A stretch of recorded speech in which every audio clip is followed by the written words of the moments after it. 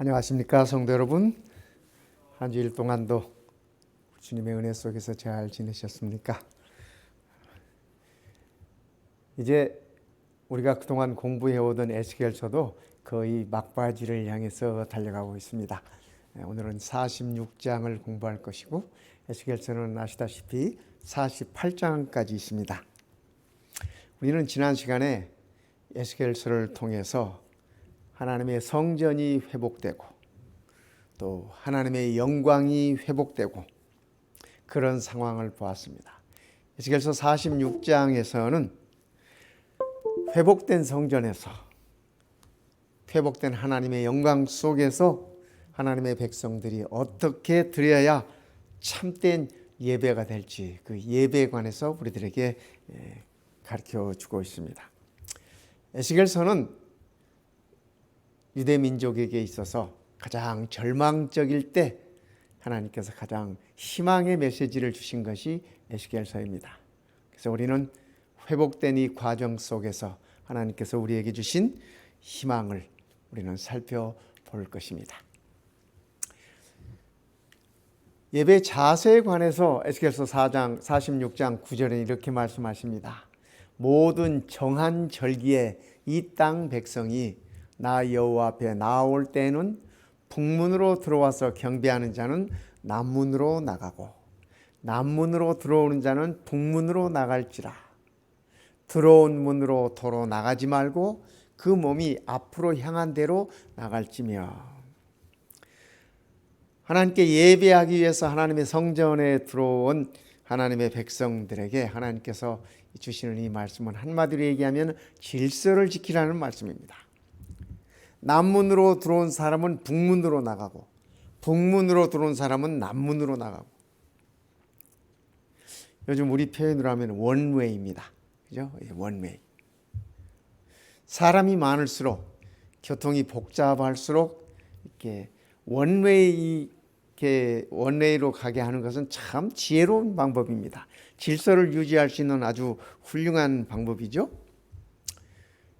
최근에 우리 한국에서 일어난 이태원 사건도 조금만 신경을 써서 원웨이로 이렇게 정리를 해 주었더라면 아마 그토록 많은 젊은 생명들이 사라지지 않았을 거라는 그런 아쉬움이 남습니다.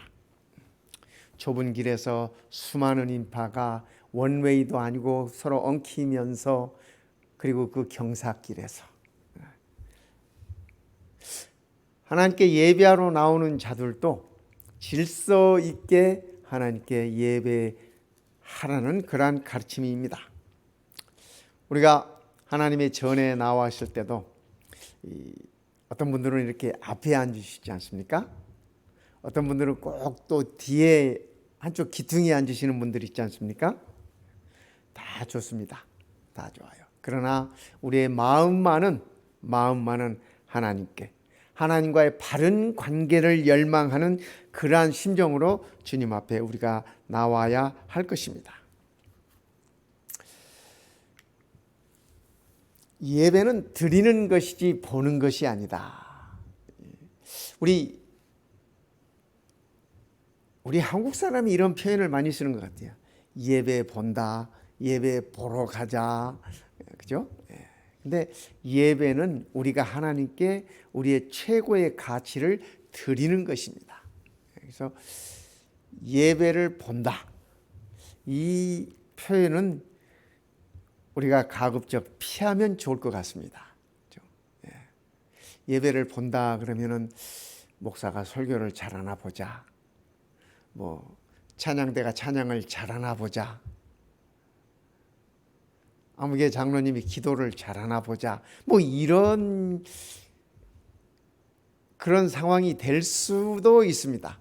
그런데 예배라고 하는 것은 우리가 하나님께 최고의 가치를 드리는 것입니다. 우리 한국 분들이 오해했던 부분들도 이 언어 가운데 이런 말이 있습니다. 송 서비스. 제가 젊었을 때만 해도 이 송 서비스라고 하는 것은 그냥 예배 드리기 전에 하나의 엔터테인으로서 서비스로 이렇게 노래하는 것으로 그렇게 이해했습니다.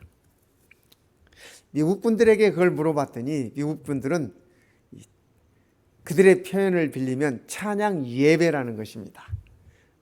그러니까 우리는 서비스 하면은 뭐 식당에서 서비스 받는 그런 의미로 생각을 하는데, 영어를 사용하시는 분들에게 있어서 서비스는 예배입니다. 예배. 그래서 송 서비스 하면은 우리 개념으로 예배 시작하기 전에 이렇게 노래함으로 아직 예배가 시작되기 전에 있는 예배하러 오신 분들을 이렇게 엔터테인하는 것이 아니라 찬양으로 하나님께 드리는 예배라고 하는 사실입니다. 그러니까 예를 들어서 우리가 안식학교 시작하기 전에나 뭐 본예배 시작하기 전에 찬양이 이렇게 들려주면, 송 서비스가 나오면 우리는 하고 싶은 얘기 다 하고 뭐 만나서 나누고 싶은 인사 다 나누고 이렇게 하지 않습니까? 그런데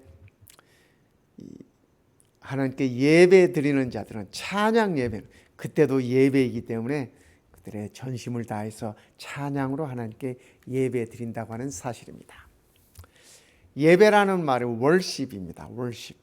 이 말은 가치라는 말에서 이렇게 유래된 말입니다. 즉 우리 하나님께 최고의 가치를 드린다.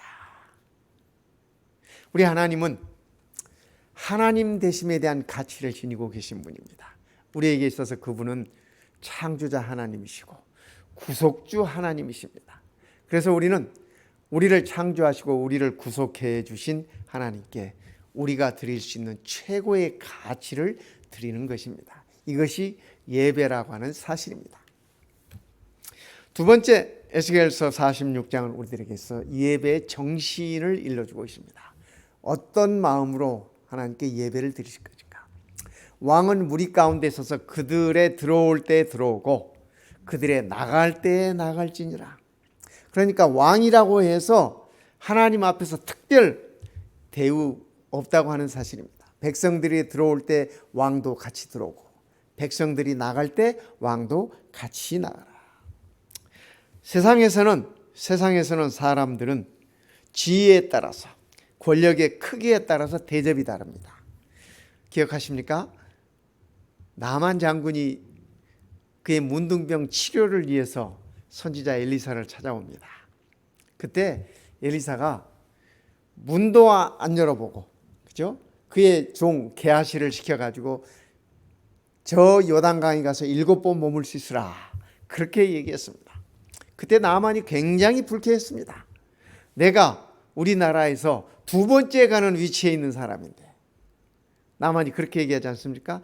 내 생각에는 엘리사가 나와서 나를 영접하고 잘 이렇게 안내할 것으로 기대했는데 콧뱅이도 내비치지 않고 문도 열어보지도 않고 그의 종을 시켜서 저 요단강에 가서 몸을 씻으라. 나만이 굉장히 기분이 나빴습니다. 불쾌했습니다. 세상은 그래요.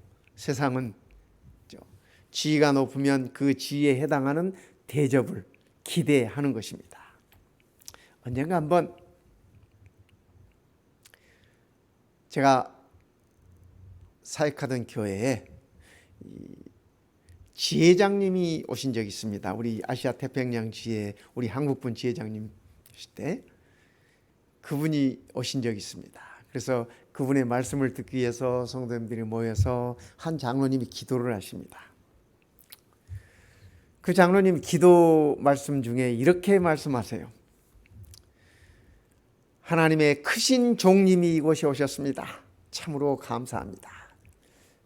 여러분, 하나님 앞에 크신 종님은 없습니다.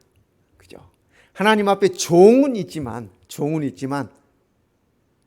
이 땅에서 그의 위치가 높다고 해서 하나님 앞에서 종님이라는 건 없는 것입니다. 그죠? 우리가 이런 착각하지 말으셔야 합니다. 하나님 앞에서는 다 같아요. 다 같아요. 왕은 무리 가운데 있어서 그들이 들어올 때 들어오고, 여기 들어온다고 하는 것은 성전에 하나님께 예배하기 위해서 들어오는 모습입니다. 세상에서 왕이라 할지라도 백성들과 똑같이 하나님 앞에서 겸손하게 그렇게 들어오라는 얘기입니다. 예배자의 자세로 나갈 때도 같은 마음으로 은혜를 누리는 자의 모습으로 똑같이 그렇게 나가라고 하는 얘기입니다. 신분이 높다고 해서 특별한 대우를 받는 것이 아니라, 그죠? 세상에서는 그렇게 얘기하지 않습니까? 절대 권력은 절대적으로 부패한다. 그래서 민주주의가 생겨나고 삼권 분립이 나오고, 그죠? 입법, 사법, 행정 이렇게 나눠서 서로 권력을 서로 견제하도록 이렇게 해놨습니다. 하나님께서 에스겔서 46장에 주신 말씀은 왕이라 할지라도 백성들과 함께 같은 마음으로 낮은 마음으로 하나님께 예배하라고 하는 것입니다. 또 백성들과 더불어 하나 되라고 하는 그러한 말씀입니다. 그러니까 하나님 앞에서는 다 똑같다, 다 평등하다, 다 죄인이다, 하나님 앞에서는 다 하나 되어야 한다, 그런 말씀을 우리들에게 주시는 것입니다. 예수님께서도 그런 말씀을 일러 주셨습니다. 마태복음 5장 23절에 보면은 그러므로 예물을 제단에 드리려다가, 이 말씀은 교회에 나와서 하나님께 예배할 때 그 말입니다. 그죠? 예물을 제단에 드리려다가 거기서 내 형제에게 원망 들을 만한 일이 있는 것이 생각나거든 예물을 제단 앞에 두고 먼저 가서 형제와 화목하고 그 후에 와서 예물을 드리라. 우리 예수님의 가르침이었습니다. 예배하는 자세가 이래야 된다고 하는 것입니다. 하나님 앞에서 서로 하나 되어야 한다고 하는 말씀을 이렇게 일러주고 계시는 것입니다. 우리가 안식일에 하나님 앞에 예배하러 나올 때 혹시라도 내가 누구와 화목하지 못한 일이 생각이 나거든 성령 하나님께 감사드리면서 화목하라는 얘기입니다. 그래서 화목하는 마음으로, 하나된 마음으로 하나님께 예배 드리라고 하는 그러한 말씀입니다. 그러한 가르침인 것입니다. 에베소 2장 13절은 이렇게 말씀하십니다. 이제는 전에 멀리 있던 너희가, 여기서 말씀하시는 너희는 이방인들을 가리키는 말씀입니다. 이제는 전에 멀리 있던 너희가 그리스도 예수 안에서 그리스도의 피로 가까워졌느니라. 즉 유대인과 이방인 사이가 그리스도의 피 덕분에, 그리스도의 십자가 죽음 덕분에 서로 가까워지고 하나가 되었다고 하는 바로 그 가르침인 것입니다. 그는 우리의 화평이신지라. 여기 그는 예수님을 가리키는 말씀입니다. 그는 우리의 화평이신지라. 둘로 하나를 만드사 원수된 것 곧 중간에 막힌 담을 자기 육체로 허시고. 이방인과 유대인과 중간에 막힌 담, 이것을 원수된 것이라고 그렇게 표현하십니다. 근데 그 막힌 담을 그분의 육체로 다 허물으셨다고 그렇게 말씀하십니다. 우리 예수님께서 이 땅에 오셔서 십자가에 돌아가셔서, 그죠? 막힌 담을 허무신 것은 유대인과 이방인 사이에 막힌 담을 허셨을 뿐 아니라 하나님과 죄인인 우리 사이에 막힌 담 또한 그분의 십자가로 허물으셨습니다. 그분의 육체로, 여기 육체로 허물으셨다는 그 말씀은 그분이 십자가에 돌아가심으로 하나님과 우리 사이에 막힌 담을 허물으셨다. 죄인이 하나님께 나아갈 수 없는 그 길을 예수님께서 십자가에 돌아가심으로 다리 역할을 해주셨다. 그래서 하나님과 우리 사이를 화목하게 하셨다라는 말씀인 것입니다. 그렇다면 성도 여러분, 예수님께서 하나님과 우리를 화목케 하셨다면 우리가 우리의 성도들과 우리의 이웃들과 화목하지 못할 이유가 전혀 없는 것입니다. 그렇죠? 전혀 없는 것이에요. 아무리 뭐하다 할지라도 예수님께서 우리를 하나님과 화목해 주시는 다리 역할을 해주셨다면, 중보 역할을 해 주셨다면 우리는 그 은혜에 힘입어서 이 땅에 살면서 그 누구와도 원수되지 말아야 할 것입니다. 중간에 막힌 담을 두고 살지 말아야 할 것입니다. 우리 주님께서 그분의 육체로 그 담을 허셨듯이 우리도 누구가 되었든지 간에 함께 화목하면서 살아야 할 것입니다. 이것이 우리 주님의 가르침이셨습니다. 유대인 남자들은 이렇게 아침에 일어나면 세 가지를 감사한답니다. 첫 번째는 이방인으로 태어나지 않고 유대인으로 태어난 것을 감사한답니다. 그들이 유대인이라고 하는 그 자부심이 얼마나 큰지 느껴지는 대목 아닙니까? 두 번째는 여자로 태어나지 않고 남자로 태어난 것을 감사한답니다.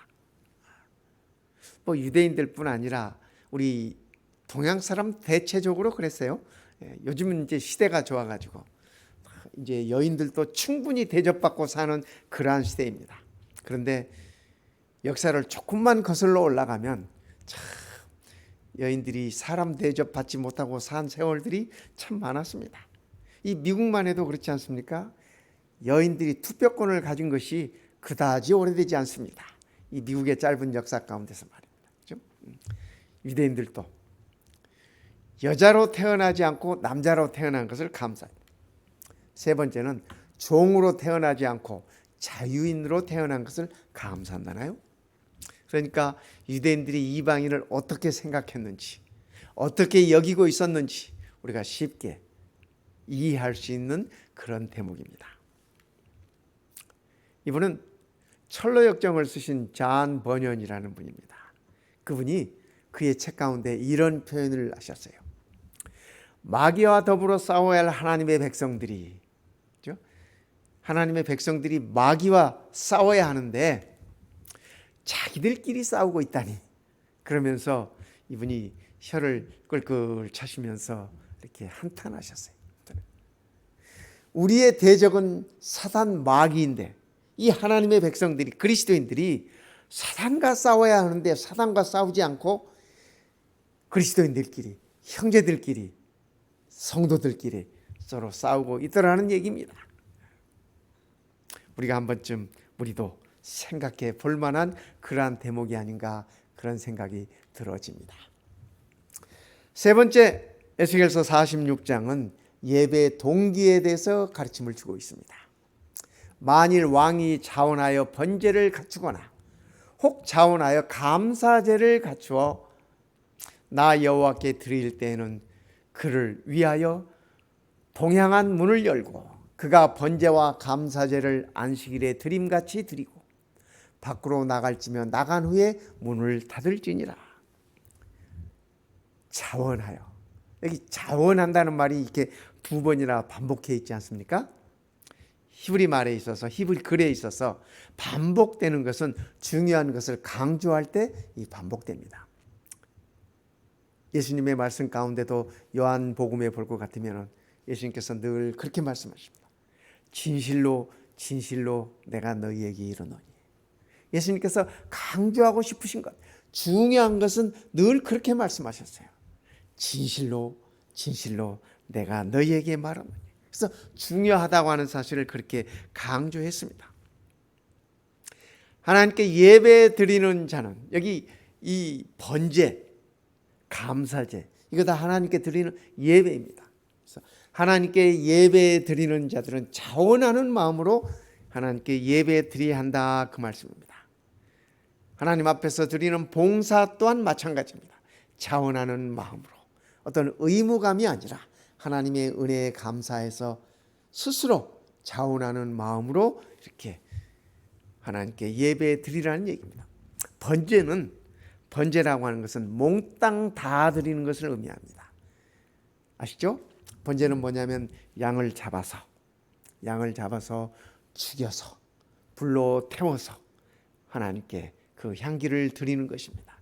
그래서 번제는 온전한 헌신을 의미합니다. 통째로 드려지는 것, 그것이 번제입니다. 감사제라고 하는 것은 감사함으로 예물을 드리는 것입니다. 그래서 감사하는 마음을 하나님께 드리는 것이, 그것이 곧 감사제라고 하는 사실입니다. 그래서 우리가 하나님께 예배하는 그 예배의 동기는 우리의 온전한 헌신과 또 우리가 하나님께 감사를 드리는 그것이 우리가 하나님께 드릴 수 있는 온전한 예배라고 하는 사실입니다. 하나님께서 우리에게 베풀어 주신 그 은혜에 감사하고, 하나님께서 우리에게 사랑으로 베풀어 주셨던 그 구원을 인하여 감사하고, 그 마음으로 우리가 전적인 헌신을 하나님께 드리는 것이라고 그렇게 말씀하고 계십니다. 네 번째는 예배 방편에 관해서 말씀하십니다. 예배가 어떻게 드려야 할까? 그죠? 아침마다, 그러니까 이건 매일입니다. 그렇지 않습니까? 예. 아침은 하루에 한 번씩 오는 것 아닙니까? 그래서 아침마다, 이 말은 매일 1년 떼고 흠없는 어린 양 하나로 번제를 갖추어 나 여호와께 드리고, 아침마다 1년 떼고 흠없는 어린 양. 양은 1년 되었을 때가 가장 건강하고 가장 순수하고 그렇답니다. 그래서 하나님께 번제물로 드릴 때 1년 된 어린 양을, 흠없는 어린 양을 드리게 되는 것이죠. 아침마다, 매일이라는 그런 의미입니다. 고린도전서 5장 7절에는 우리의 유월절 양 곧 그리스도께서 희생이 되셨느니라, 그렇게 말씀하고 계십니다. 그래서 유월절에 흠없는 어린 양이 하나님께 번제로 드려지는데 그 양이 곧 그리스도라고 그렇게 말씀하고 계시는 것입니다.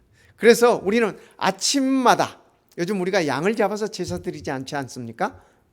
우리는 매일 아침마다 그리스도를 통해서, 그리스도를 향한 믿음을 통해서, 그분의 십자가를 통해서 우리가 하나님께 우리의 자신을 드리고 하나님께 우리가 예배를 드리는 것입니다.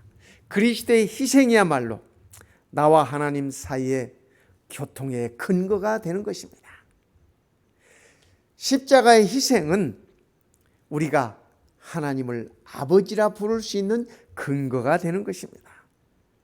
십자가의 희생은 하나님과 교제할 수 있는 근거가 되는 것입니다. 그러기에 우리는 아침마다 항상 십자가를 통해서, 아들 예수 그리스도의 희생을 통해서 우리는 하나님께 가까이 나아가는 것입니다. 또 하나님 앞에 바르게 서는 것입니다. 또 아침마다 그것과 함께 드릴 소제를 갖추되, 곧 소제라고 하는 것은 곡식 같은 거, 이런 걸로 드리는 것입니다. 밀가루 6분의 1 에바와 기름 3분의 1 흰을 섞을 것이니 이는 영원한 규례로 삼아 항상 나 여호와께 드릴 소제라. 번제와 들어버려서 아침마다 하나님께 감사의 소제를 드리는 것입니다. 항상 소제를 드리라, 그렇습니다. 그래서 그러기에 구약 시대에는 흠없는 어린 양이 드려졌지만 신약 시대를 살고 있는 우리에게 있어서는 예수 그리스도의 십자가를 통해서 우리가 하나님께 나아가는 것입니다. 구약 시대의 사람들은, 하나님의 백성들은 양을 제물로 드림으로 장차 오실 하나님의 아들 메시아를 믿음으로 그들의 속죄를 이루었습니다. 그러나 우리는 양을 잡아 드릴 이유가 없습니다. 왜냐하면 하나님의 아들께서 이 땅에 오셔서 양 대신 친히 십자가의 죽음을 당하셨기 때문입니다. 그래서 그분은 단번에 드려지는 제사로 드려짐으로 인해서 우리를 단번에 구원으로 인도하셨습니다. 그래서 우리는 항상 십자가의 희생을 통해서 하나님 앞에 나아가는 것입니다. 그러게 히브리서에는 말씀하십니다. 우리가 어린 양의 보혈을 통해서 담대히 하나님의 보좌 앞으로 나아간다. 성소와 지성소를 가리고 있었던 그 휘장은 예수님께서 십자가에 돌아가심으로 인해서 위에서부터 이렇게 찢어졌습니다. 그래서 이제 더 이상 그 휘장은 하나님과 우리 사이를 가로막는 담이 아니라 우리 주님께서 육체로 그분의 몸으로 그 휘장을 찢으셨기에 우리는 그리스도를 믿는 믿음으로 담대히 하나님 앞에 나아갈 수 있는 것입니다. 우리는 매일 아침마다 십자가를 통해서 하나님 앞에 나아갈 수 있는 것입니다. 그러기에 우리는 항상 십자가의 희생을 통해서 하나님 앞에 바로 설 수 있는 것입니다. 우리에게 십자가의 희생을 허락하신 하나님께 우리는 감사할 것입니다. 우리를 위하여 이 땅에 오셔서 하나님이 인간이 되셔서 십자가에서 구원을 완성시키신 그 다함이 없는 사랑을 인해서 우리는 감사해야 할 것입니다.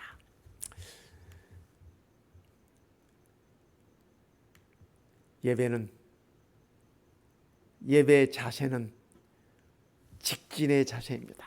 늘 바르게 좌로나 우로 치우치지 않고 늘 바르게 나아가는 그러한 마음의 자세입니다.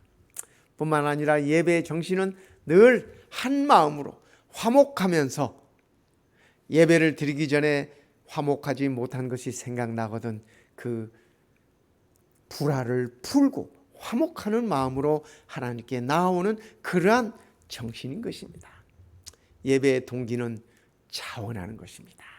억지로가 아니라 하나님의 명령이기 때문에 억지로 순종해야 되는 것이 아니라 우리의 마음에서 우러나서 자원하는 마음으로 드리는 것이 예배라고 하는 사실입니다. 그리고 예배의 방편은 예수 그리스도의 십자가를 통해서 우리가 하나님 앞에 선다고 하는 사실입니다. 우리에게 있어서 십자가 없이는 영광도 있을 수 없습니다. 우리 주님께서는 말씀하십니다. 너희는 너희의 십자가를 지고 나를 따르라. 그죠? 십자가를 지고 주님을 따를 것입니다. 우리 함께 이 찬양을 함께 들어보면서 우리 주님의 십자가를 명상해 보겠습니다. 네.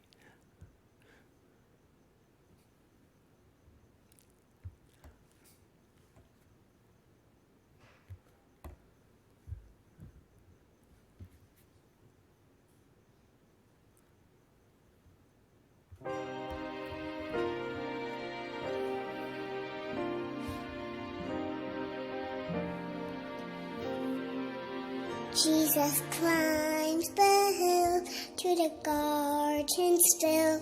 His steps were heavy and slow. Love and a prayer took him there to the place only he could go. Gethsemane, Jesus loves me, so he went willingly to Gethsemane. He felt all that was said, wicked or bad, was the pain we would ever know. While his friends were asleep, he thought to keep his promise made long ago. Gethsemane, Jesus loves me, so he went willingly to Gethsemane. The hardest thing that ever was done, the greatest pain that ever was known, the biggest battle that ever was won. This was done by Jesus. The fight